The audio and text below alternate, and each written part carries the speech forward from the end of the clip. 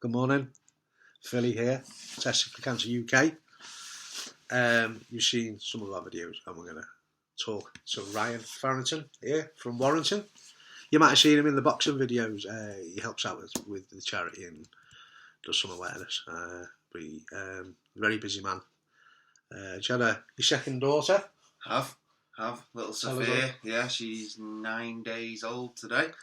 So you imagine he's very tired because he's been doing his shifts on the milk and the feeding. But as it's Testicular Cancer Awareness Month, and as we're going to try and address the mental health of testicular cancer and some of the emotions about going through it and stuff, we're going to ask Ryan here to talk about it, and he's going to be a big brave boy. And talk about it. So briefly, Ryan, we're not going to go too much into the cancer. Just tell everyone when you got diagnosed and what treatment you had. Yeah, so I was diagnosed back in August 2013, diagnosed stage 2C, non-seminoma, which was in my right testicle, which has spread into the lymph nodes and had a small tumour in my stomach. I was treated over at Clatterbridge on the Wirral. And yeah, so that was a bit about my diagnosis. Okay, so a typical story of testicular cancer, find the lump, chemotherapy, and he's still here years later. But do you remember, be honest, Ryan, were you okay as a teenager, young lad, with your moods and emotions and everything? I've always been hyperactive from the get-go. I've always 100 mile an hour in everything that I do. Anybody that knows me will tell you I can't sit still for more than 5 minutes, including yourself.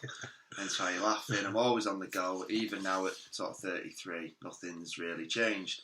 Growing up, as I say, pretty much just on the go all the time, really. Okay. So let's think back, right? How old were you when you got diagnosed?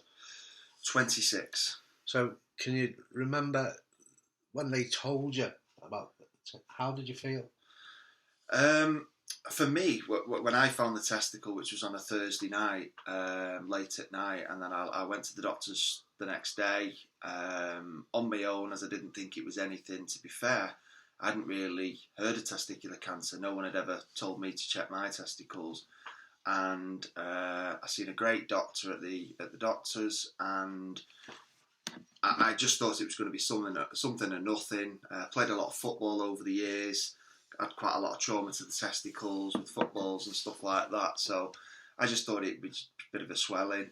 And he basically examined me, sat me back down, and said, this isn't right. Something's not right here. I found a lump on your testicle, and it could well be testicular cancer. So how did you, when they told you had testicular cancer, what was it? Can you remember the first few hours of it? I remember, I think I almost sort of laughed, sort of grinned, because I sort of felt like the walls were caving in around me. I couldn't get out, but I didn't know how to answer what he was saying. I didn't believe what he was. Right. Again, because I was young, playing 11-a-side football, 26. The fact that nobody had ever told me to check my testicles, I just didn't understand how it could happen to me, being so young, so fit, I suppose, in a way, playing football side of things. So, yeah, just didn't believe it. So what were your first thoughts about life and for instance, death and... Yeah, I thought that was me, game over. As I say, I knew nothing about testicular cancer. I didn't know how survivable it was. I didn't know whether I was going to get through it. Didn't know how to tell my mum and dad. Didn't know how to tell my friends. Thought about all the time I'm probably going to need off work if I needed treatment and stuff like that. I just literally felt like the walls were just caving in on me. So did you think I'm going to die? Oh, yeah. Instantly. I thought it was game over for me at 26. Yeah, game over. Was there any other thoughts?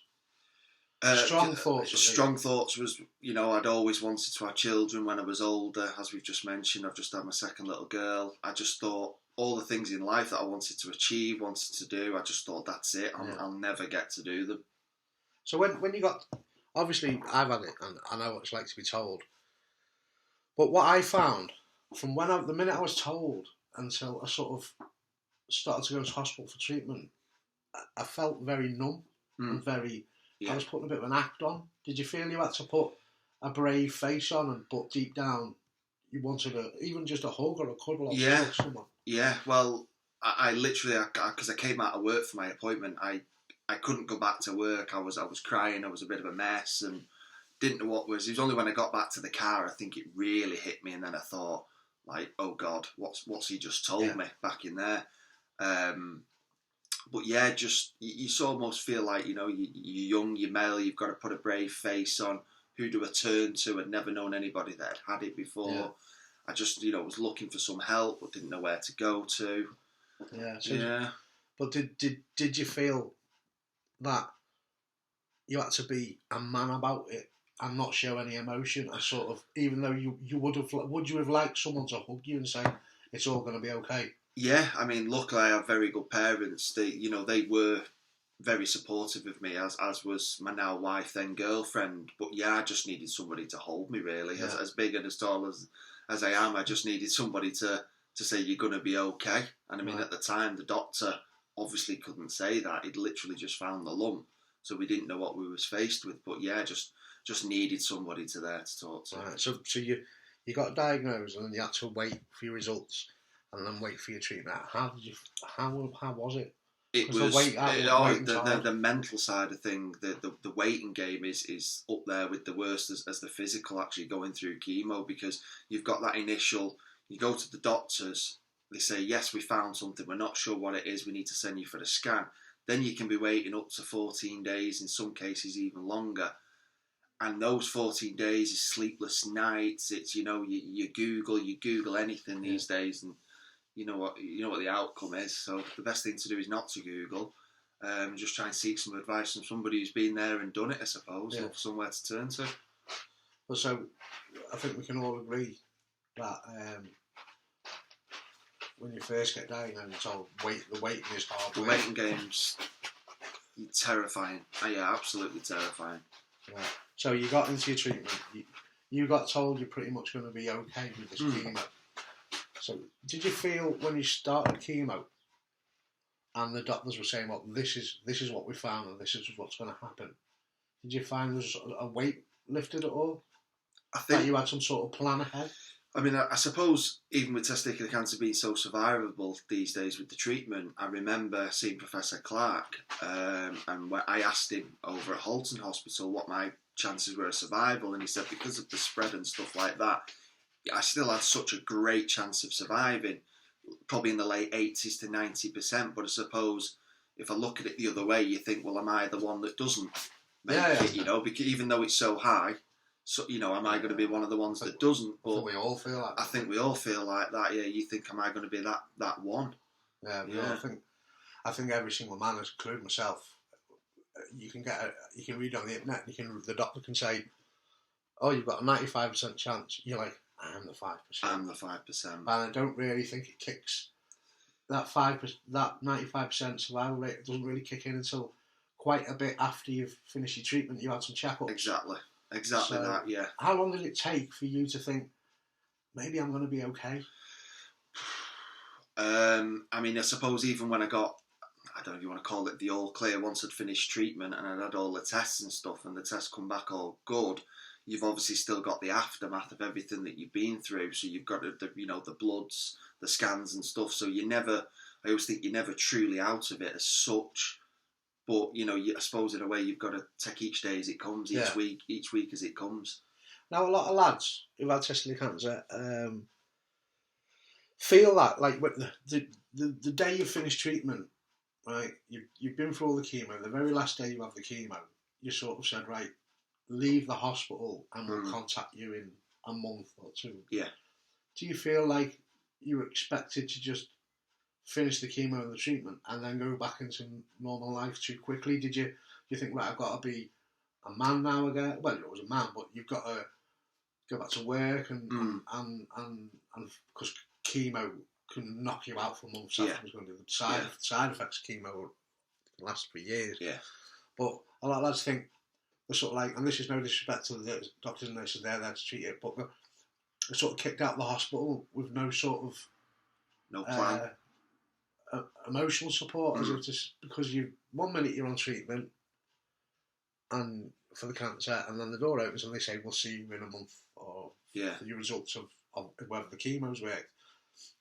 How did you feel when that finished? When you went home after your last chemo? About work? Did you have to think, right, I've got to put a brave face on? Yeah. See what I mean? What was the waiting like? The waiting, I mean, as I say, going in the hospital, you go through from start to finish. You go through then months and months and months, and then it's almost like you get kicked out of the hospital. You've done your treatment, then the mental side kicks in. Yeah. Then it's the waiting game. Yeah. Then it's like I need to wait for more tests and stuff, and what am I going to tell people? And people sort of think, well, you finish your treatment, you're out of the hospital, you're good to go. Yeah. It doesn't work like that. It didn't for me. That's how people do think. You finished your treatment, you're going to be alright, get back to work. Yeah. Get back to being strong. I was off for 11 months. Yeah. I was off for 11 months. Some people I know have had less, some people have had more, depending on your treatments and regimes. But, such a torrid event in the hospital to then sort of, you finish your last chemo, you come out of hospital, then a whole world of emotions takes over. Yeah. And that's when you need people around you, a good support bubble to sort of, to look after you. Yeah. Because that's when it kicks in. Because I know a lot of men, as it did for me. Yeah, they sort of things like creep into their life. Into their mind once they finish chemo or whatever. Do I really want this job anymore? Mm-hmm. Do I want a better job? Am I going to be doing this for the rest of my life? That sort of thing. They sort of start to reflect on. Right, it looks like I'm going to live and I'm going to be fine. But do I really want this job? Mm. Do I really want to do what the things that what became irrelevant? Work's not irrelevant. Yeah. But some of the things that you were passionate about before became pretty irrelevant. Yeah. Did you ever feel like you wanted to move jobs or move away somewhere else? Or I suppose my mentality now is sort of live every day as it's your last, and I don't mean you can go out every day and buy a different Ferrari in a different colour. Okay. But what I mean is sometimes you'll moan or you'll get grumpy about things that you've just got to take a step back and go, is that really a problem? Yeah. Is that really an issue? Whereas in the past, it's difficult, isn't it? I mean, I don't live each day as it lasts, but sometimes I do have to sit back and go, I'm moaning about the toys in the corner of the living room from the baby. Yeah. Is it really a problem? It's not. You've been through worse. Just get on with it and crack on. I mean, you still get frustrated about Absolutely. things. You can't. Absolutely. It gets a bit dangerous when you get a credit card saying, "Well, yeah, exactly. Bash that out, and I don't care if you come after me." My advice wouldn't be to do anything like that. But as for work-wise, I mean, I'm an electrician by trade. I've worked at the local for the hospital. NHS, by the way. For the NHS, so I've worked at the local hospital for about 13 years now. I stay continuing. It provides a roof over my family's head. It puts food on the table. It's a good job, and I continue to do it. What I would say is, me and my wife and my little girls, we plan on doing more holidays, making more memories and stuff like that. We've had, some good friends of ours at Testicular Cancer where it hasn't gone the right way for them, and that's affected some of us as well. So we, I try and look at life a little bit more different, but make extra memories. Yeah. So you sort of like get more laid back as you get older anyway. But I'd like to think to life, if the cancer's changed your outlook massively. Probably changed my whole persona. Probably changed everything about me in one way or another. I mean, I look back to when I first got diagnosed. My wife Heather, who was then my girlfriend, I'd only been with her for I think it was less than 6 months, and this was just like a girlfriend. And I remember telling her, you don't have to do this. You don't have to go through this with me. Right. Just go and find another lad. Go and get someone who's not going to give you the stresses that I'm going to have to give you. Yeah. And here we are 9 years later nearly with 2 little girls. And did you ever get depression because of it? Yeah. I couldn't pinpoint what it was, but it was a couple of months after. I just noticed things that I was doing or doing things differently and thinking about things and sleepless nights and stuff like that. And I remember opening up to my mum, and my mum just said, "We need to get this sorted. we need the Ryan back that we know, if you know what I mean. So I went on a 10-week, once a week, an hour session to a local hospice in Warrington called St Rocco's Hospice.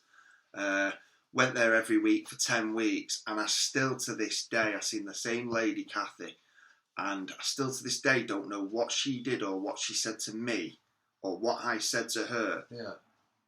But just somebody impartial to talk to was just invaluable to me. It was somebody that I could relay my stresses on, open up about my life and the changes in my life.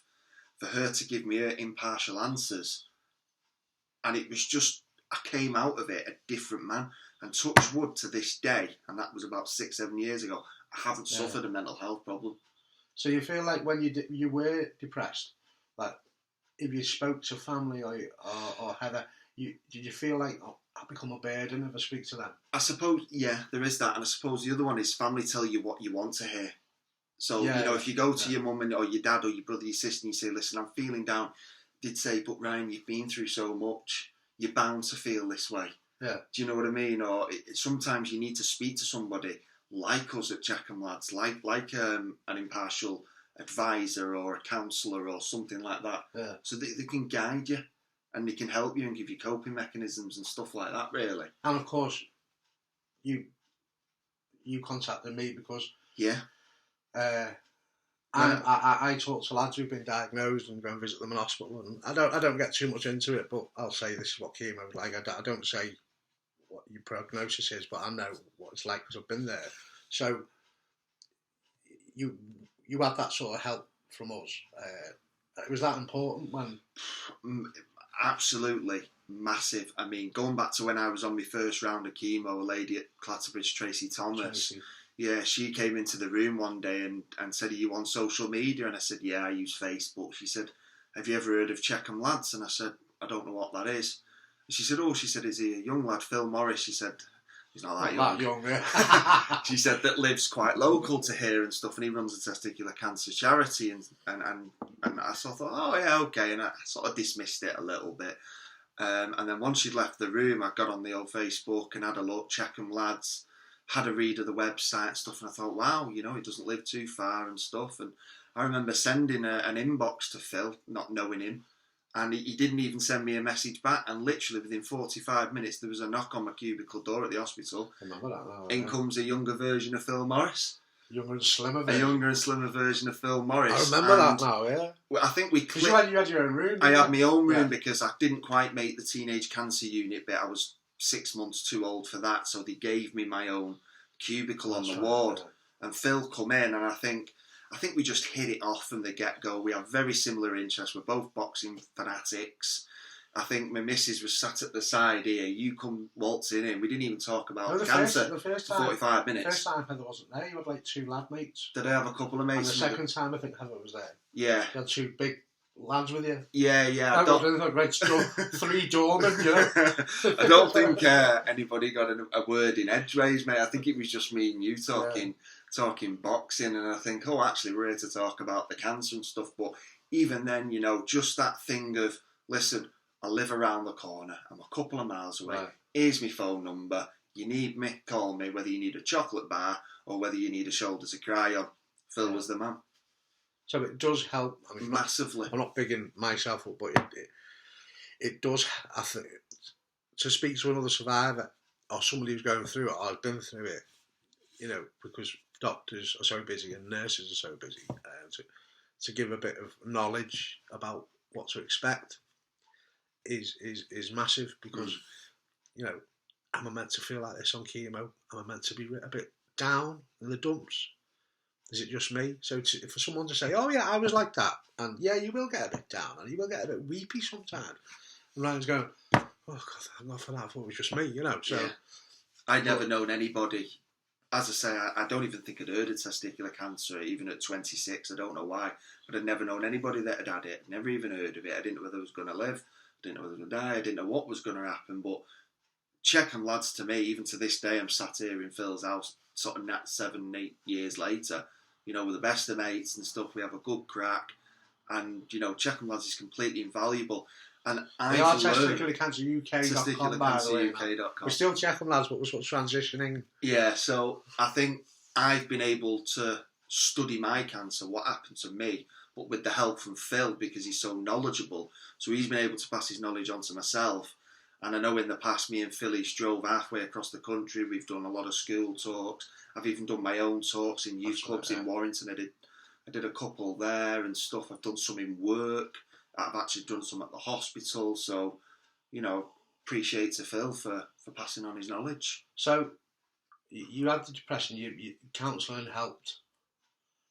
Do you sometimes maybe get a little bit down about it? It goes into your head. Before checkups, maybe. Do you find it hard? I do. Yeah, I suppose I do. Usually about 3 weeks before I start with the jitters, and when my mum and dad and stuff and wife knows when it's coming along, the all dreaded appointment. I wouldn't say I'm 100% myself. I'd definitely say that, I'm a little bit. It's the what if, isn't it? It's the unknown. It's the has something happened again? Has something come back? Has there something been seen on the scan? But then I suppose you get that sense of relief when you come out of there and you get your results and you think, we go again. Yeah. I'm good for another 6 months, or I'm good for another 12 years. Then I forget about it because life's hectic, full-time jobs, kids, and then it happens again. Yeah, so but I'm thankful for the checkups. Do you find the further you get away from that date of having cancer, it becomes easier? Yes, I do. When would you say? A good few years. Yeah, a good few years. Yeah, and you were sort of said to yourself, look, I think I'm going to be okay. I'd say it probably got to a minimum of about 4 years before I could sort of think to myself, do you know what? I'm going to be all right. Yeah. I'm going to be all right. I'm going to go in there. It's going to be all right. That's the way I suppose it's about training your mind, is it? It's difficult because you're always going to go in, you're sat in a small room with a consultant across the way. You don't know what they're going to tell you. You don't know if there's anything wrong with you, But yeah, as time goes on, time's a great healer, isn't it? Well, I say that to everyone, don't I? It's true. Time sorts. I mean, it doesn't for everyone, unfortunately, but it's very rare for a lad to pass away. But time does sort of, the further you get away from the time you had cancer, I think you start to believe you're going to be all right. Yeah. But if I could ask you this, Ryan, we'll finish off now, but if you could think of a lad at your age at the time, was it 26, did you say, who's just been told they had testicular cancer, what would you say, not the usual go to testicularcanceruk.com, but what would you say man to man if you went into a room with him about the mental side of it? What would you say to encourage him? I mean, I can speak from experience. I've done it with quite a few lads now when I've been to visit them. And honestly, the best approach that I will give them is the way that you dealt with me. And it's just somebody that's there, somebody that doesn't judge you, somebody that you can talk to day or night.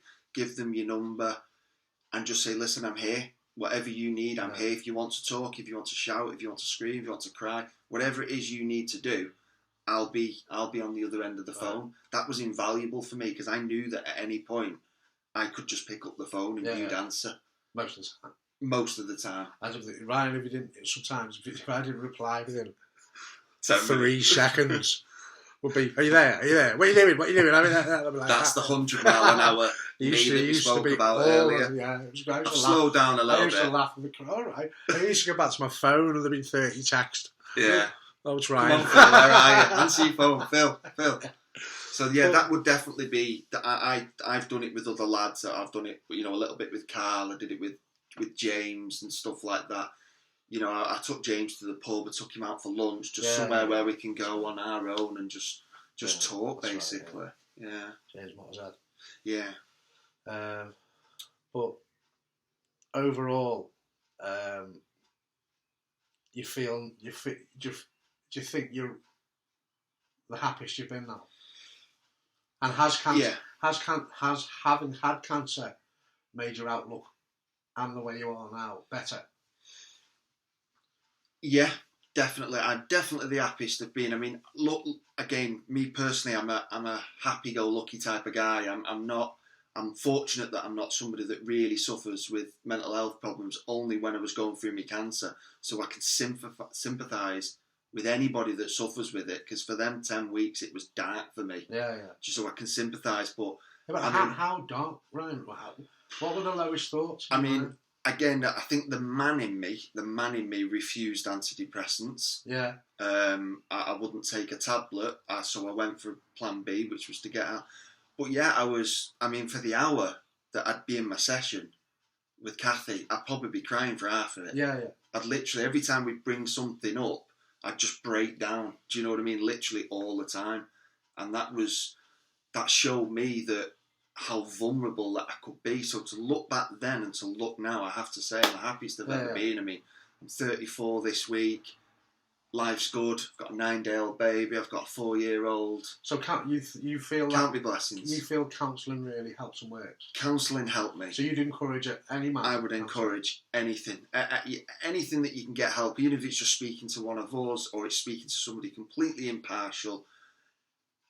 Man up, speak out, seek help, get help. Yeah, because I feel you need it. I feel if you do bottle things up and you do get low, and you sort of think counselling is a bit unmanly, or to speak to a doctor about it unmanly, you're going to take it out on your family. Yeah. I didn't want to go. Don't get me wrong. I didn't want to go to counselling. Yeah. Again, it was the man in me that chest out. I'll do this on my own. Sort of thing. I don't need help. I don't need tablets. I don't need this. So I had two options. It was either go on antidepressants, or seek some help and speak to somebody. Yeah. So I chose that option, and to this day, I've been. Oh God, yeah. Funny enough, I bumped into Kathy actually in the hospital. It was probably over 12 months ago now. At the main entrance. Kathy. I can't remember her second name. At Warrington Hospital. She was at I bumped into her at the hospital. Right. There's a hospice in Warrington called St Rocco's. She did some counselling work there, which is where I went to see her. And 12 months ago when I seen her, give her a big hug, and it was like, wow. And she said, how are you and stuff. I said, I'm like a new man. And I told her straight, I said, listen, you helped me so much. Yeah. I can't tell you how you did it, but you did. Because you're letting it out. I let it out. You're telling someone you're scared. You're telling someone that you're down. Yeah. Who you can then leave and not, then go and make tea for or be in the same bed with. Yeah. Do you know what I mean? Yeah, I get that. Yeah. Exactly. So massive shout to thank to Kathy. Great. You never gave me a fucking. You never gave me a hug. You never gave me a hug. You always get hugs. Yeah. But yeah, that's Ryan. Now. That's a typical story. We're all different. We're all individuals, and we all have different emotions. But Ryan's just said, look, counselling helped, and it's okay to be down. And now he's 2 beautiful daughters. Good job. New house you're moving into soon. Mm-hmm. And if I can speak on a personal level, I knew Ryan when he was starting his chemo, and to see him now, he's a completely different bloke. He was very manic, very texting me. Yeah. Don't get me wrong, I'd always reply to his text and give him a call. Of course. But, it was, I knew when it was Ryan ringing, which was brilliant, it was funny. Even my partner Laura goes, that'll be Ryan, Yeah. But thanks for sharing that, Ryan. But, no problem, anytime. It's. I know you do. You're from Warrington, and you're involved with mental health from Warrington. You experience, and he does. He'll tweet. And what's your Twitter? Ryan Faz1 at hotmail.co.uk. What's your Twitter name at? So it's at Ryan Faz1. Right, so it's RYAN FAZ and there's in 1 the number. So if you want to go and see what he gets up to.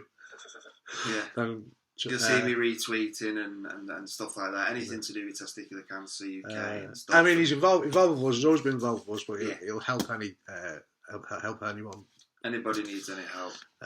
What was I going to say then? Last thing.